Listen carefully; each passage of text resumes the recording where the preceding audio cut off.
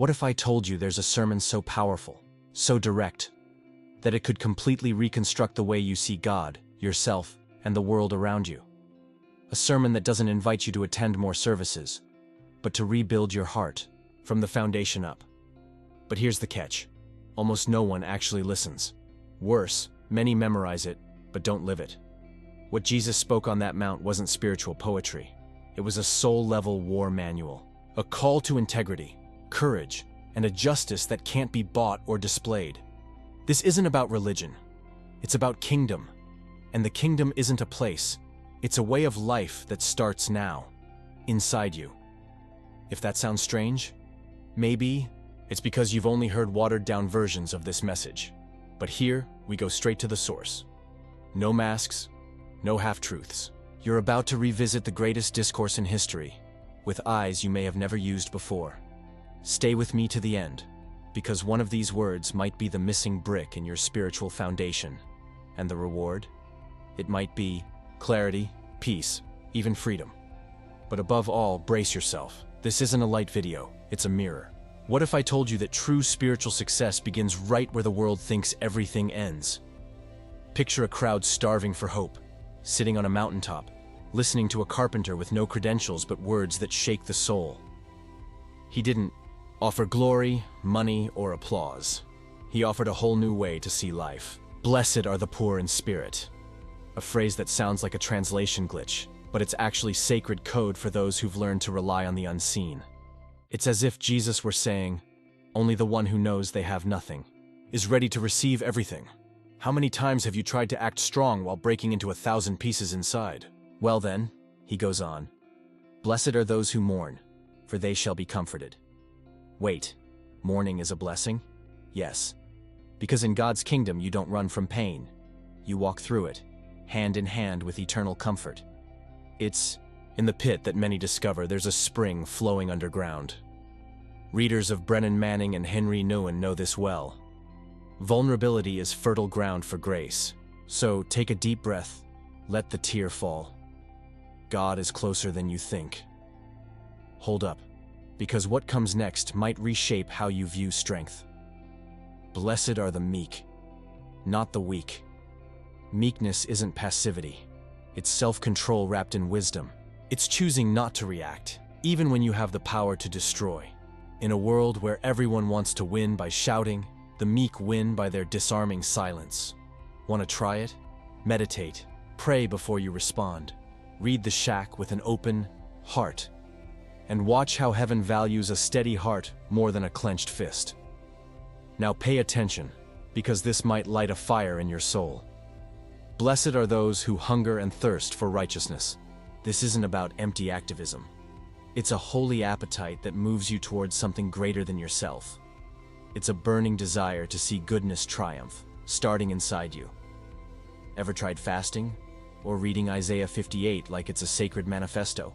The justice of the kingdom isn't just ideological, it's relational, it's personal. It's a daily call to integrity, and we're not done yet. What comes next might be the missing piece in your understanding. Jesus lists the merciful, the pure in heart, and the peacemakers as kingdom VIPs. It's not about having the best theology, it's about who loves the most. Mercy means treating someone better than they deserve.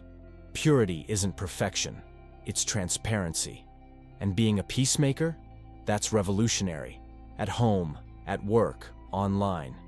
If you carry peace, you already carry the kingdom. And that, my friend, sets the stage for what comes next.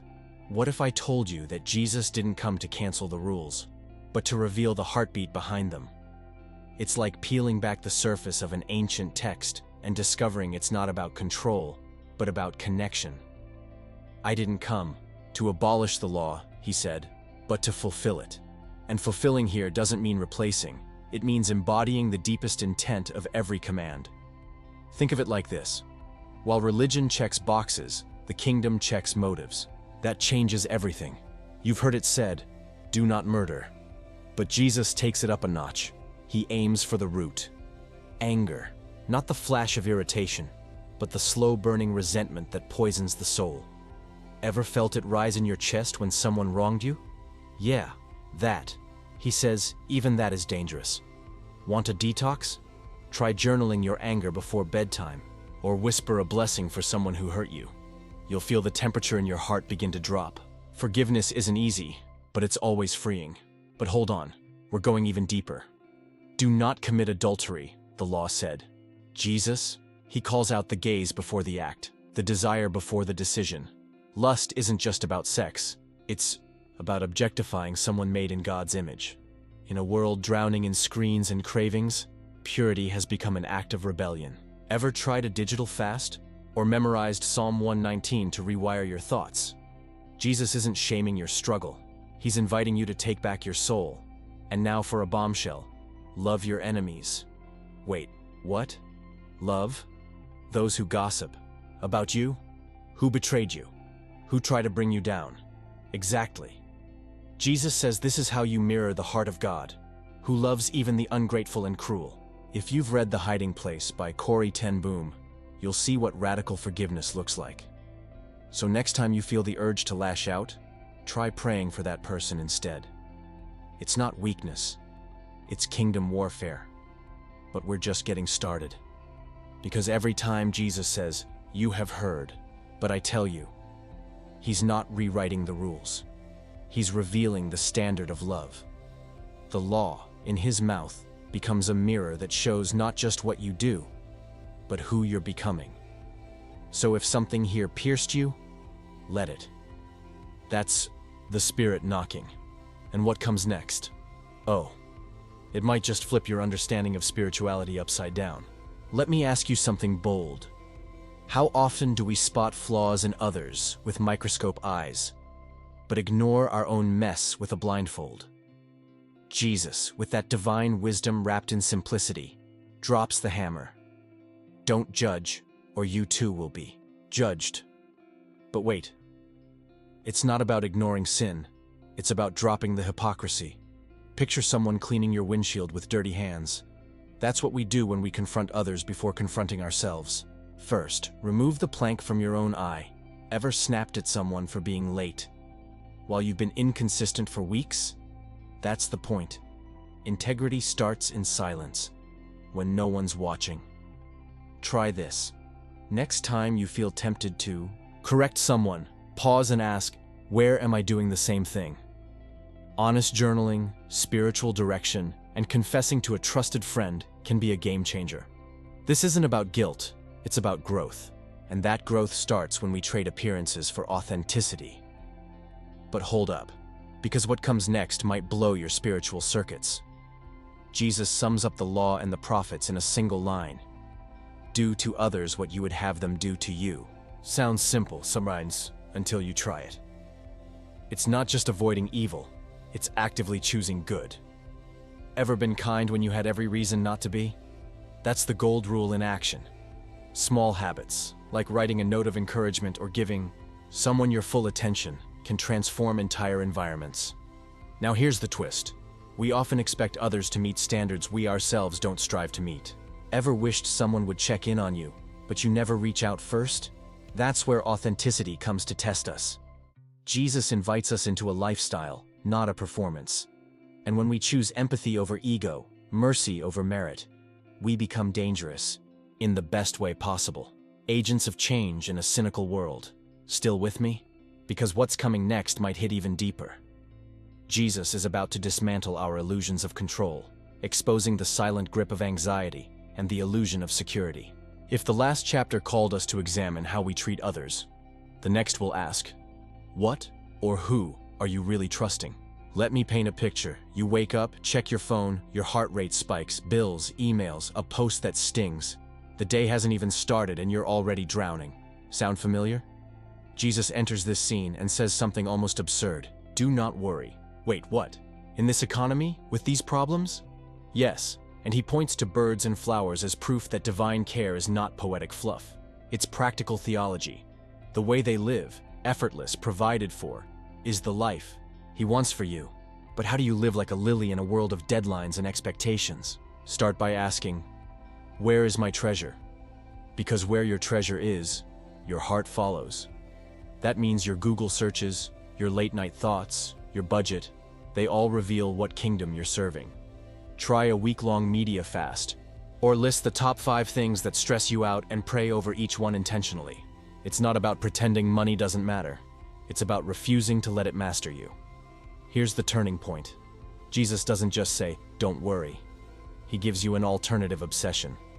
Seek first the kingdom of God. That's not a cute motto. It's a strategy. It means building your schedule around what feeds your soul, not your fear. Morning prayer before morning scroll. Generosity before impulse shopping. Community before competition. When you prioritize heaven's order, earth's chaos loses power. Still feeling that tug of war inside? That's where Jesus gets surgical. You cannot serve two masters, God and money. And let's be real, money is loud. It promises safety, influence, identity, but it never delivers peace. Ever tried tithing in secret? Giving without posting? It's rebellious trust in action. Read The Ruthless Elimination of Hurry by John Mark Comer. It's a manual for dismantling the idol of more. Because true abundance doesn't come from accumulation, but alignment. Now stay with me. Because the next move Jesus makes is even more radical. He's not done talking about your inner life. He's about to hand you a blueprint for the kind of conversation that changes your entire world. What comes next? A prayer that's more than just words. It's a lifestyle, a declaration, a doorway into divine reality. What if the most powerful spiritual weapon you have is one you've recited so often, it feels almost automatic? The Lord's Prayer isn't just a church tradition. It's a divine blueprint. Jesus didn't say this formula. He said, pray like this. That subtle shift changes everything. It's not about repetition. It's about alignment. Every word pulls your heart back to the center of the kingdom. And if you've been feeling lost, disconnected, or spiritually dry, this prayer might just be your compass. It begins with a reminder. Our Father in heaven, hallowed be your name. Identity and reverence in one breath.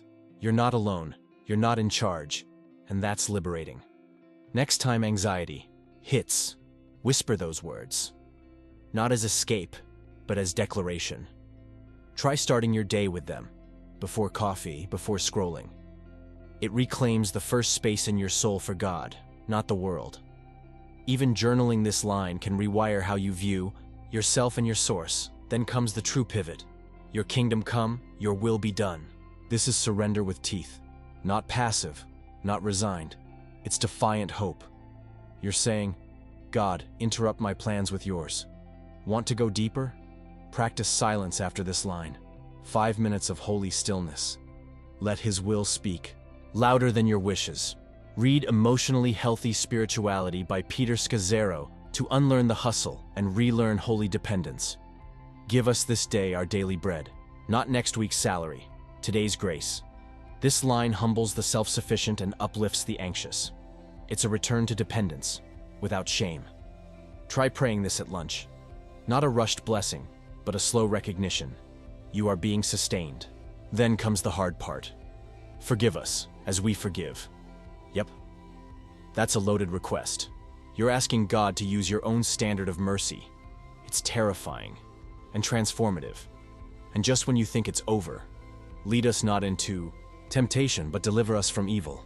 This is warfare language. You're not just surviving the day, you're calling in protection. Use this line when temptation creeps in, when you're exhausted, when fear whispers. It's not superstition, it's strategy. Because what comes next in your journey? It won't just ask you to pray, it'll ask you to cut away whatever keeps you from living in that prayer. What if I told you that Jesus once suggested cutting off your hand or plucking out your eye, just to make a point? Sounds extreme, right? But that's exactly how serious He was about purity. Not because He's obsessed with rules, but because He knows how destructive unchecked sin can be.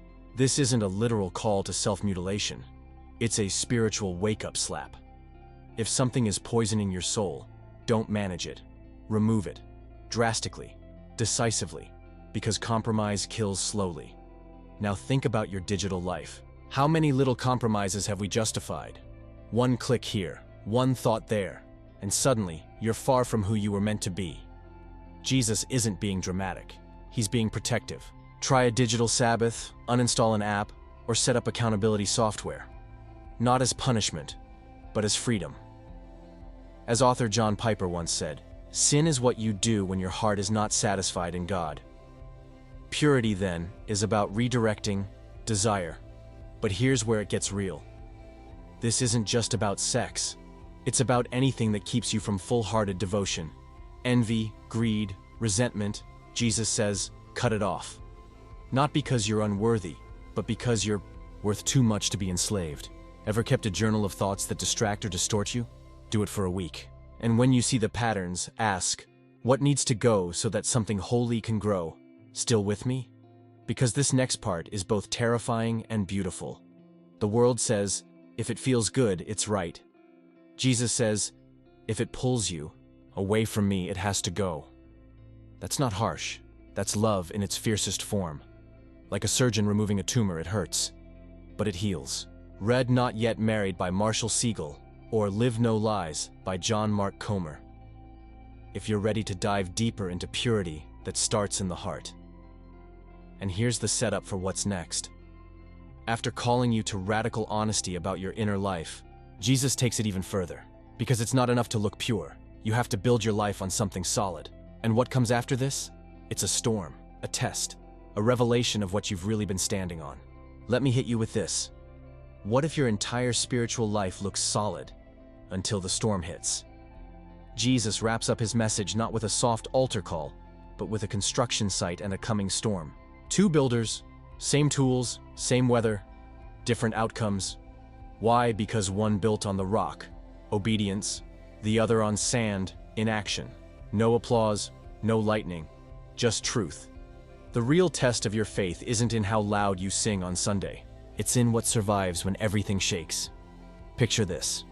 Two houses on a sunny day. They look identical from the outside.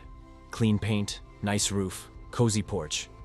But then the storm rolls in, and suddenly, what no one could see becomes everything that matters. That's your foundation. Jesus is telling you, it's not about what you know, it's what you do with what you know. Want to build differently? Start small. Make obedience a daily habit. Read one verse, apply it, repeat. Here's a gut check moment. How often do we hear truth and nod, but never move? Jesus doesn't want listeners, he wants builders. And building is slow, often silent, rarely glamorous.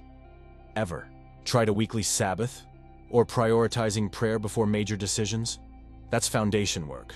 Not flashy, but unshakable. Check out The Celebration of Discipline by Richard Foster if you want tools for long-haul spiritual architecture. Now, let's talk storms, because they're not a matter of if, but when. Financial hits, health scares, relationship breakdowns. And when they come, your theology gets tested in real time. What you've built on will either hold or it won't. Want to know your foundation? Look at your reactions under pressure. That's the echo of what you've really trusted. And if you've been building on sand, the good news? You can start again. Right now. But don't close this tab just yet, because Jesus isn't trying to scare you. He's inviting you into something deeper, stronger, truer. This isn't just a parable. It's a prophetic wake-up call. And now that you've heard his voice, the next move is yours. Because what if the real storm isn't outside, but inside, and what you build next could shape the rest of your life? So now I ask you, what are you building your life on? Be honest. Is it really solid? Or is it just familiar? Because the truth is, storms will come. And when they do, it won't matter how pretty the house looks. Only whether it was built on rock. The Sermon on the Mount wasn't made to be admired. It was made to be lived. And every choice you make today is either shaping a foundation that will stand or one that will crack. Take a moment. Really. Think about your relationships, your habits, your daily rhythms. Are they leading you toward the kingdom or away from it? What needs to be torn down so something holy can rise in its place? Don't rush this. Let the questions dig deep. Because if this message stirred something in you, maybe that wasn't just emotion. Maybe it was the Spirit reminding you.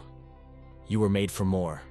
More than surviving, more than religious motions. You were made to live from the inside out, with purpose, with purity, with power. So I want to hear from you. What part of this message hit you the hardest? What challenge are you taking into your week? Drop it in the comments. Let this space be a sanctuary of honesty and transformation. And if this journey spoke to your heart, if it made you pause, breathe, think deeper, consider subscribing to the channel. Here, we walk together, through truth that confronts and heals. Activate the notifications so you don't miss what's coming next. Because your spiritual growth is just getting started.